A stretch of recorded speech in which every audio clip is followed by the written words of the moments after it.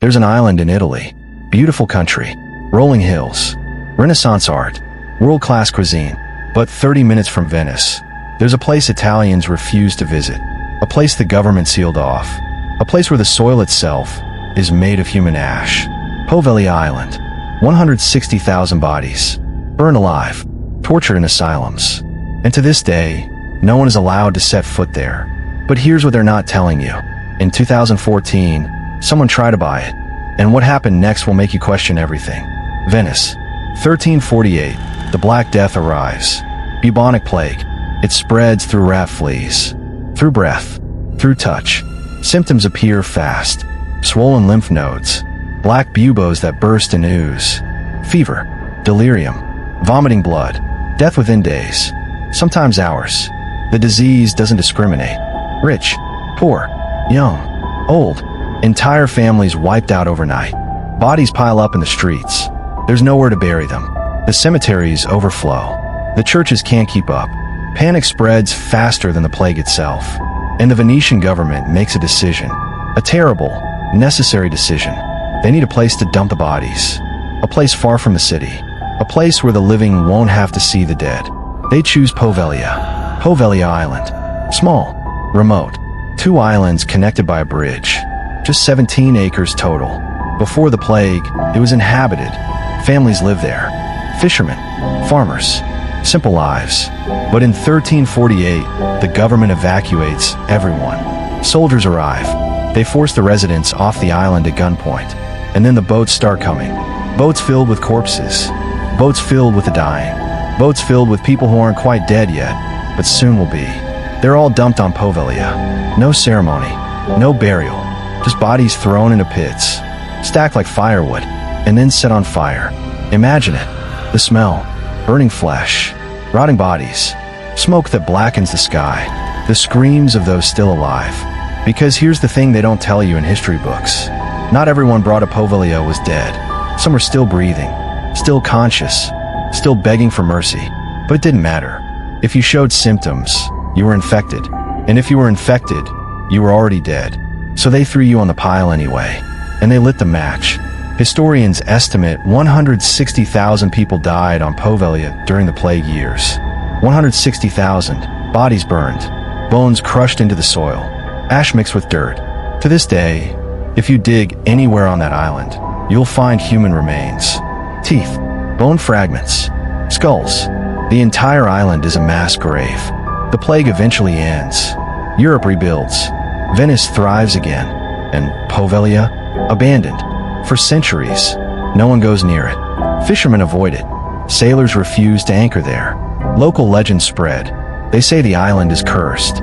They say you can hear screaming at night. They say the ghosts of plague victims still wander the shores, searching for the families who abandoned them. It becomes known as the Island of Ghosts. Parents tell their children stories to keep them away. If you go to Poveglia, the ghosts will take you. You'll never come back. For 400 years, the island sits empty, haunted, forgotten, until 1922. The Italian government decides Poveglia needs a purpose. They can't just leave an island sitting there unused. So they build something, a mental asylum, a psychiatric hospital for the elderly and mentally ill. Now, think about that decision for a moment. They choose an island built on 160,000 corpses. An island with a reputation for being the most haunted place in Italy. An island that terrifies locals.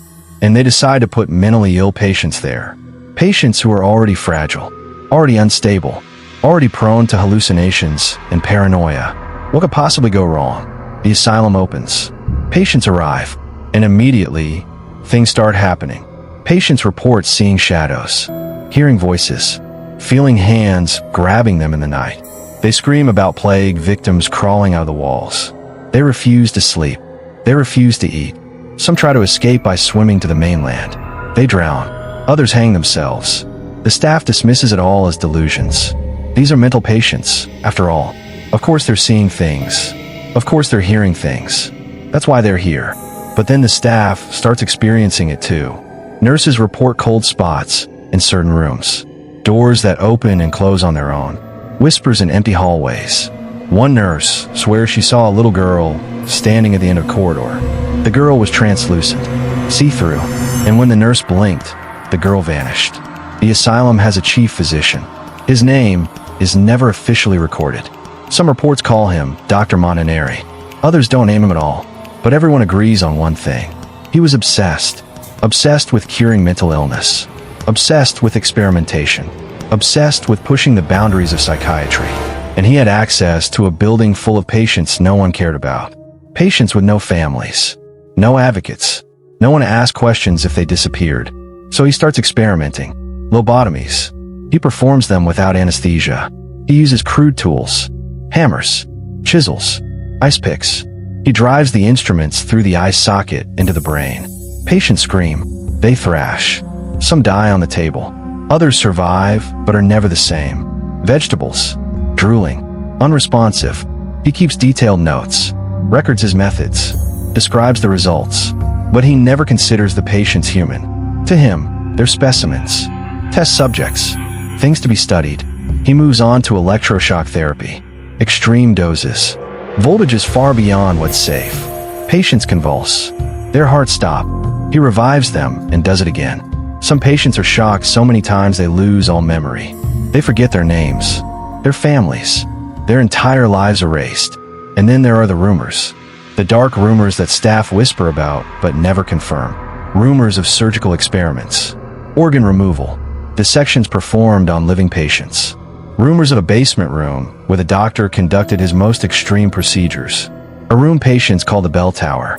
Because once you heard the bell, you knew you were being taken there. And no one who went to the bell tower ever came back. At least not alive.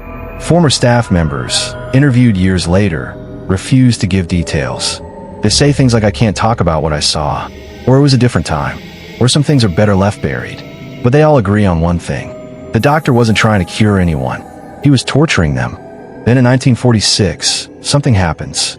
The doctor climbs the bell tower. The actual bell tower. The tall structure in the center of the island. He stands at the top, and he jumps. His body hits the courtyard below. He dies instantly. Or does he? Here's where the story gets strange. Staff members who were there that day say something different. They say he didn't jump. They say he was pushed. By ghosts. By the patients he tortured.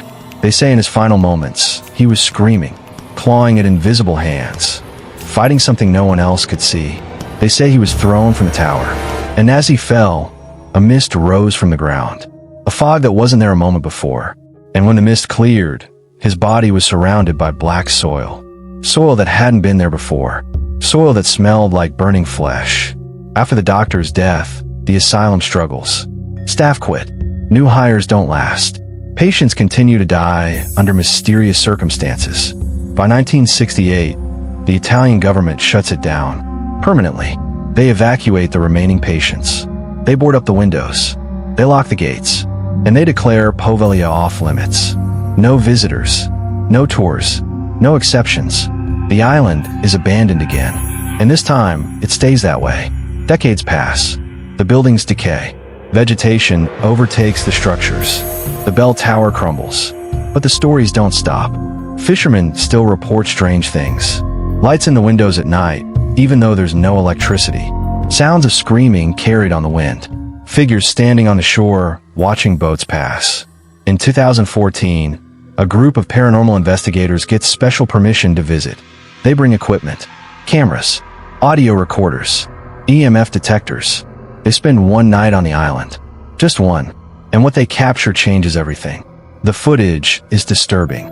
In the asylum building, they record EVP, electronic voice phenomena, disembodied voices on their recorders. "Help me. Let me out. Don't leave." In one room, their thermal camera picks up a figure, human-shaped, cold, moving across the frame. But there's no one there. Just empty space. One investigator enters the bell tower. He makes it halfway up the stairs, and then he stops, frozen. His team calls to him. He doesn't respond. They approach, and he's crying, silent tears streaming down his face. When they finally get him out, he refuses to talk about what he saw. To this day, he won't discuss it. He quit paranormal investigation completely after that night.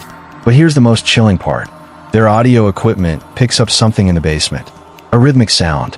Thump, thump, thump. Like something being struck. or someone being operated on. They follow the sound. It leads to a locked door. The door is rusted shut. They can't open it. But through the crack, they smell something. Formaldehyde, decay, and something else. Something sweet and rotten. They leave. Immediately. And when they review their footage later, they find something they didn't notice during filming. In the background of several shots, there's a figure. A man in a white coat. Standing perfectly still. Watching them. He's there in multiple frames. Different rooms. Different times. But they never saw him while they were there. And when they try to enhance the image, the footage corrupts. The figure becomes distorted. Unrecognizable. As if something doesn't want to be seen. The Italian government maintains its position. Poveglia is dangerous.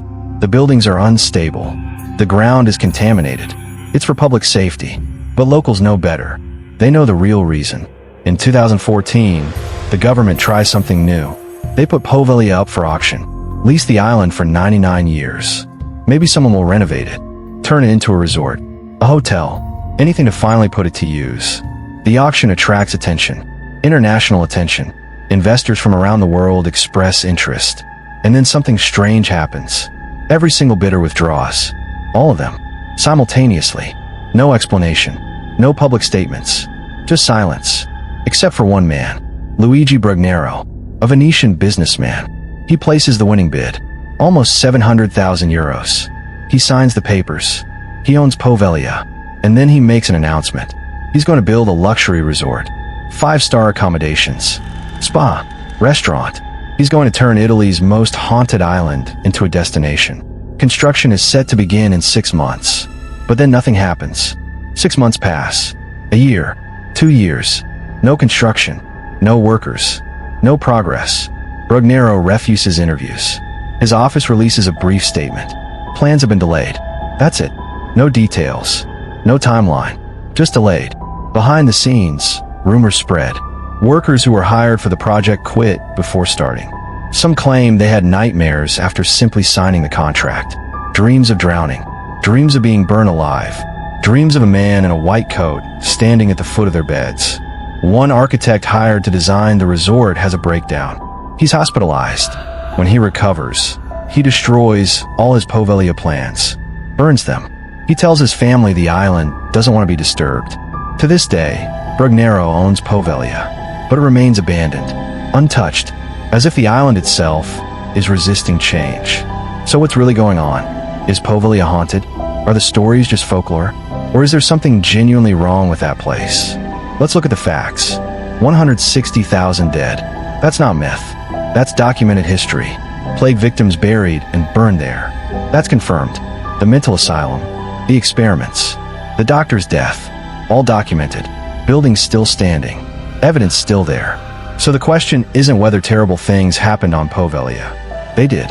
The question is whether those terrible things left something behind. Something that can't be explained by history or science. There's a theory in paranormal research. Residual haunting. The idea that traumatic events leave an imprint on a location. Like a recording. The energy of suffering, pain, death gets absorbed into the environment. And, under certain conditions, that energy replays. Over and over. Like a loop. People who visit report feeling it. Overwhelming sadness. Dread. Anger. Emotions that aren't their own, but feel real. Poveglia has centuries of trauma. Layers upon layers. If residual haunting is real, Poveglia would be the epicenter. But there's another theory. Intelligent haunting. The idea that consciousness survives death. That spirits remain tethered to places of trauma. Looking for justice. Looking for peace. Looking for answers. If that's true, Poveglia has 160,000 reasons to be haunted. 160,000 souls who died in agony. Who were abandoned. Who were forgotten. Maybe they're still there. Still waiting. Still watching. Still angry. And then there's the bell tower. The doctor's death. If he was pushed, who pushed him? Ghosts? Mass hallucination? Or something else? Some researchers suggest a third option. A dark presence. Not ghosts of the dead, but something older. Something that feeds on suffering. Something that was there before the plague. Before the asylum. Something that drew tragedy to that place. That made it a beacon for death. And if that's true, if something malevolent exists on Poveglia, then maybe that's why it remains abandoned. Maybe that's why every attempt to develop it fails. Because the island doesn't belong to the living. It never did. In 2022, a documentary crew gets permission to visit. They're there for 3 days, filming, interviewing locals, exploring the buildings. On the second night, one of the crew members goes missing. They search for hours, find him at dawn, standing in the bell tower. He has no memory of how he got there, no memory of the night, just blank hours. Missing time. He has scratches on his arms, deep, like fingernails. But he was alone. When they review the footage from that night, his camera was still recording. What it captured has never been released publicly. The production company shelved the documentary, paid the crew to sign NDAs, and walked away. One crew member, speaking anonymously years later, said this: "Whatever's on that island, it doesn't want to be filmed. It doesn't want to be known. And we should respect that." The Italian government continues to keep Poveglia closed. They claim it's about safety, about liability. But former officials, speaking off the record, suggest something else.